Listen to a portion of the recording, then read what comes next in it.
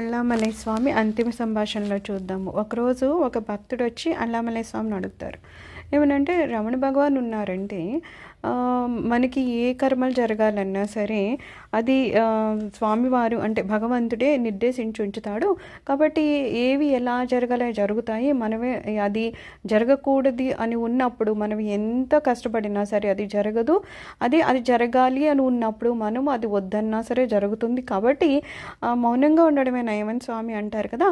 మరి అలా అంటుంటే మనం ఇప్పుడు ఏవో కర్మలు చేస్తూ ఉన్నాం, లేకపోతే మీరున్నారంటే ఆత్మ మీదే నువ్వు ధ్యాస పెట్టు అంటున్నారు కదా, అంతర్ముఖం అవ్వమని చెప్తున్నారు.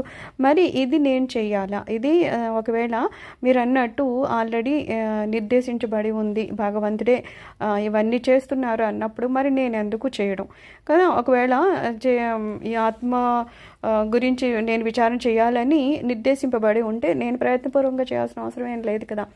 సో ఇక్కడ నేను చేయాలా, లేకపోతే ఆల్రెడీ నిర్దేశించబడి ఉందా అని చెప్పేసి ఆ భక్తుడు అడుగుతుంటే అప్పుడు అల్లామలై స్వామి ఏం చెప్తున్నారంటే, ఇక్కడ రెండు రకాలు ఉన్నాయి. ఒకటేంటి, నువ్వు అంతర్ముఖమయ్యి ఆత్మని తెలుసుకోవడమా. రెండోది, నువ్వు బాహ్యంగా నీ శరీరంతో తాదాత్మ్యత చెంది అక్కడ ఏ బాహ్య ప్రపంచంలో ఏం జరిగినా దానికి నువ్వు రియాక్ట్ అయిపోతూ కష్టపడుతున్నావు, నష్టపడుతున్నావు, దుఃఖపడుతున్నావు అన్నీ జరుగుతూ ఉంటాయి. అలా అవ్వడమా అంటే రెండు రకాలు. ఒకటి, నువ్వు ఆత్మతో తాదాత్మ్యత చెందుతావా, లేదు శరీరంతో తాదాత్మ్యత చెందుతావా అని. ఆత్మతో తాదాత్మ్యత చెందినప్పుడు ఏమవుతుందంటే, మనం బాహ్యపరంగా ఏ జరిగినా సరే అది భగవంతుడి నిర్దేశం అని, అది కష్టమోని నష్టమోని సుఖమోని ఏదవని మనం దానికి ఎక్కువ ప్రభావితం అవ్వం అనమాట. దానివల్ల మనకి అంతగా కష్టం అనిపించదు. ఎందుకంటే మనము ఆత్మవిచారణ చేయడం వల్ల మన ఆత్మస్థితి అంటే మన సహజ ఆనంద స్థితి మనం తెలుసుకుని ఉంటాం, మనం అందులో రమిస్తూ ఉంటాం. అప్పుడు మనకి బాహ్యపరంగా అంత ప్రభావం ఉండదు. అదే మనం ఇది తెలుసుకోలేదు, ఇంకొక రెండో మార్గంలోకి వెళ్ళిపోతున్నాం. అదేంటి, శరీరంతో తాదాత్మ్యం చెందుతాం.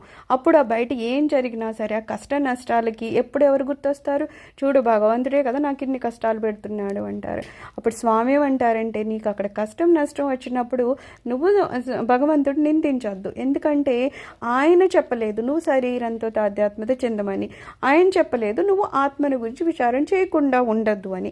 ఏదైనా అక్కడ మనకి స్వేచ్ఛ సంకల్పం ఉంది, మనకి స్వేచ్ఛ ఉంది. నువ్వు అంతర్ముఖం అవుతావా, బాహ్యముఖం అవుతావా అని. నువ్వు గనక అంతర్ముఖం అయ్యావా ఖచ్చితంగా నువ్వు ఆనందాన్ని అనుభవిస్తావు. నువ్వు బాహ్యంగా ఉన్నావా ఖచ్చితంగా అక్కడి నుంచి వచ్చే కష్ట నష్టాన్ని నువ్వు భరిస్తావు. కాబట్టి స్వేచ్ఛ సంకల్పము అనేది స్వామి వారు నీకిచ్చి ఉన్నారు. అది మనకి ఆ గురువులు ఇచ్చిన జ్ఞానంతో మనము తెలుసుకోవాల్సిన విషయం అనమాట. నేను అంతర్ముఖం అవ్వాలా, బాహ్యముఖం అవ్వాలా అని చెప్పేసి.